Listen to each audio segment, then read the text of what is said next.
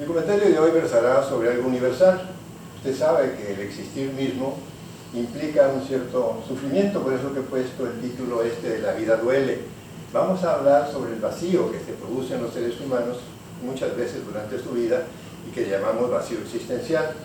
Como epígrafe para mi comentario de hoy he tomado un par de renglones de un poema de Antonio Machado que seguramente usted ha escuchado en voz de Joan Manuel Serrat.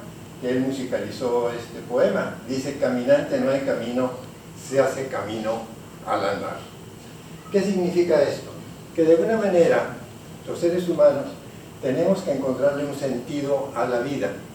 Alguna gente piensa que la vida no tiene sentido, que a uno lo echan al mundo simplemente y uno debe de ir creando su propia relación donde uno le encuentre sentido al hecho de existir.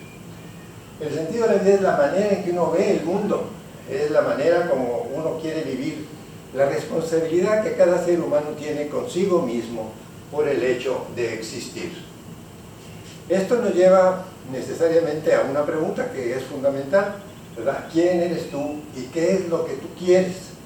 Heidegger, un gran filósofo alemán del siglo pasado, nos decía que los seres humanos somos arrojados al mundo. Entonces, cuando uno llega a la vida, uno empieza a tener una serie de valores que se va siendo inculcado principalmente por la escuela, la religión, la familia, que van adoctrinando al ser humano para que tenga un cierto concepto de lo que son los valores, de manera que el sujeto tenga una forma de ir modelando su conciencia de lo que es bueno, de lo que es malo, y para eso es necesario pues, que tenga una visión interna de sí mismo. De ahí que uno tenga que preguntarse: ¿y tú quién eres? En ese mismo sentido, la existencia tiende uno a llenarla con algo. Principalmente lo llena uno con el trabajo. El trabajo es la columna vertebral de nuestra existencia. Entonces, cuando va uno a la escuela, a uno lo enseñan de alguna manera matemáticas, a leer, escribir, etc. Pero principalmente la función de la educación sería educarnos para saber cómo convivir, para saber cómo vivir. La plenitud de sentir que nuestro trabajo nos llena la vida, eso es muy importante. Aunque si uno es un ingeniero, o si es un comerciante, o si es médico, etc., debiera encontrar en el trabajo algo que él sintiera que lo realiza, que lo llena. Con mucha frecuencia la gente siente que su trabajo no es lo que desearía tener. Una de las cosas interesantes es que las cosas que nos tranquilizan, que nos calman, se nos vuelven adicciones. Y el trabajo es uno de ellos.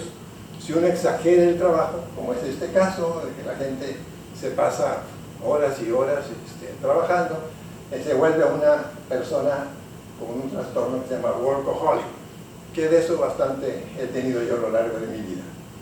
¿Por qué se vuelve la gente adicta al trabajo?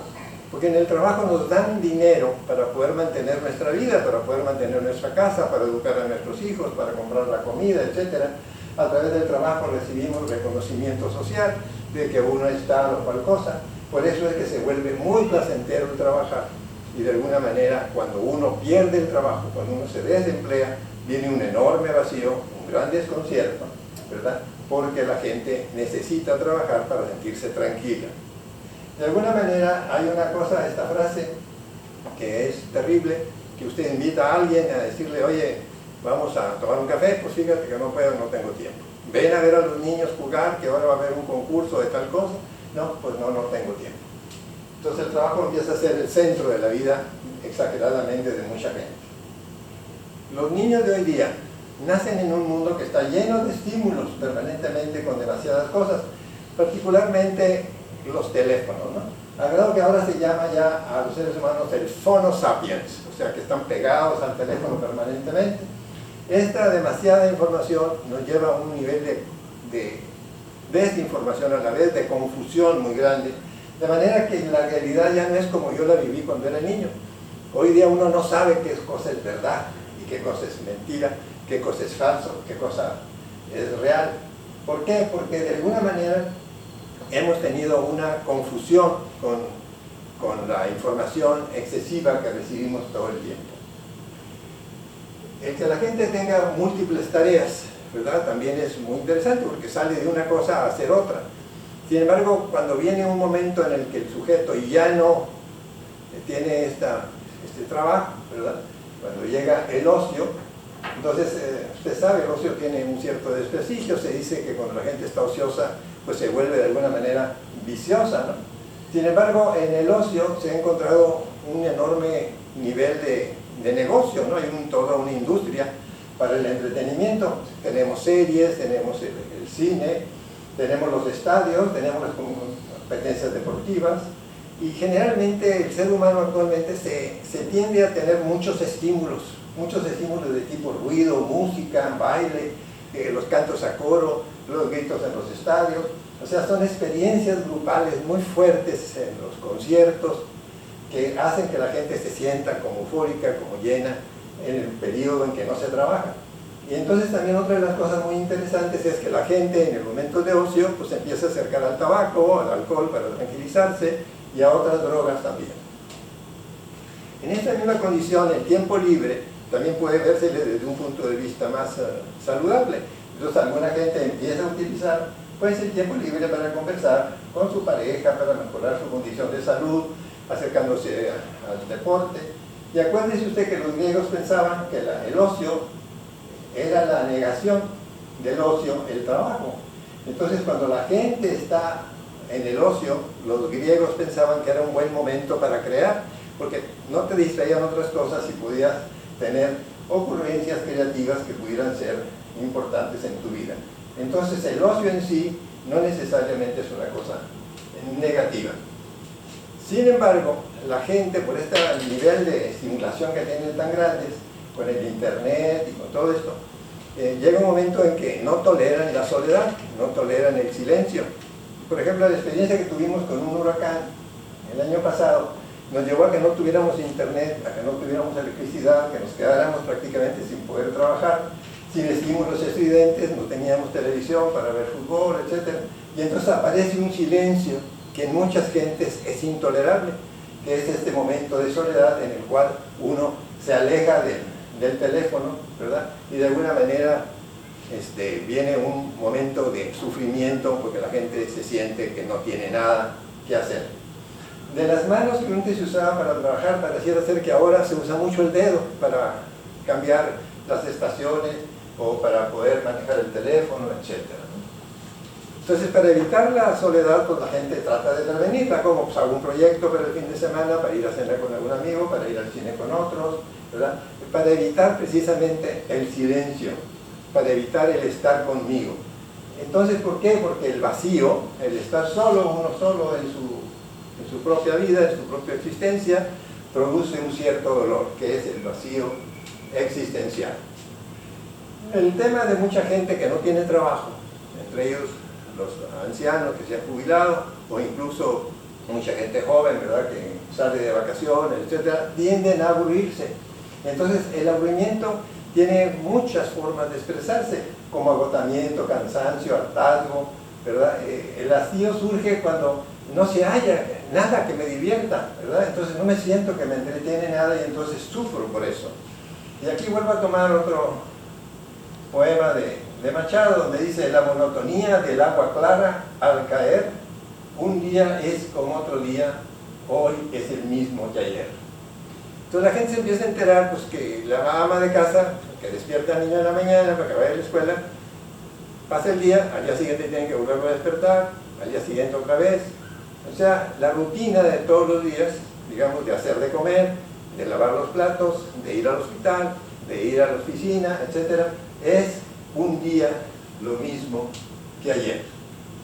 Y entonces ahí es donde hay un momento en el que el ser humano se encuentra como al borde de un abismo, ¿verdad? Y entonces ahí viene una especie como de: ¿por qué estoy aquí? ¿Qué estoy haciendo con mi vida? ¿Este trabajo me gusta? ¿Me parece bien mi relación con esta pareja? Y entonces el existir en la vida me hace preguntarme: bueno, ¿yo estoy contento? ¿Yo estoy vivo realmente? Yo he oído a gentes que han usado esta frase que puse aquí abajo: ya no quisiera vivir porque le quito el aire a los que viven. Entonces hay mucha gente que está viva, pero que de alguna manera, como diría Benedetti, son sobremurientes, no sobrevivientes. Esta crisis existencial hace que yo tenga un choque con mis propios valores y diga, bueno, ¿será este el camino que yo quiero seguir? Entonces digo, ¿qué voy a hacer? Estoy perdiendo el sentido de lo que hasta ahora era mi vida. Entonces ahí es donde viene el aburrimiento, cuando uno se siente insatisfecho.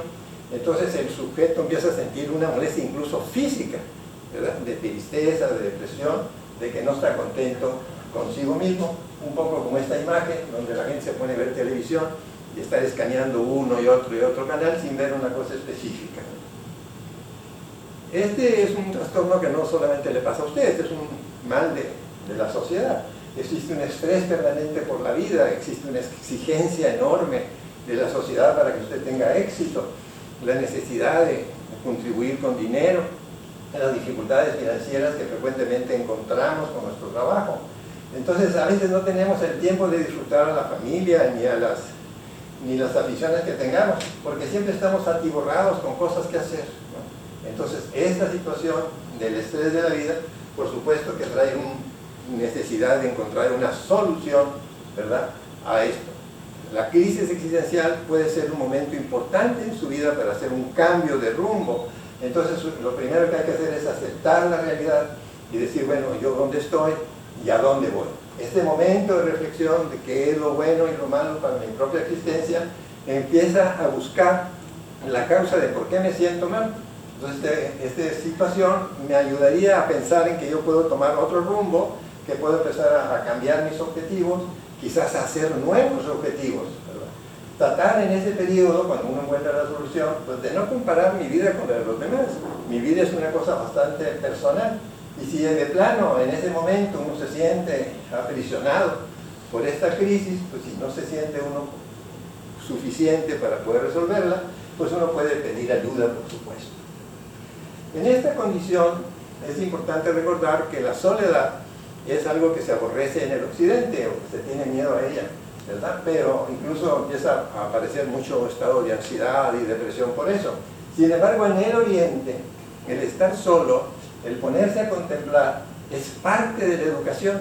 Yo recuerdo algunas ocasiones que he estado en Asia, que mucha gente se recluye incluso durante algunos meses del año en algún monasterio a hacer reflexión de sí mismo, para encontrarse consigo mismo, para saber quién soy y qué voy buscando en la vida.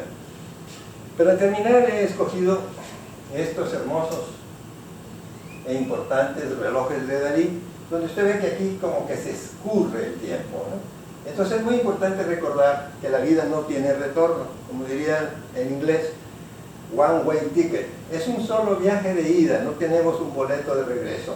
Por eso es muy importante que al transcurrir del tiempo lo haga a usted reflexionar de alguna manera, aunque los instantes como granos de arena se nos escapan entre los dedos.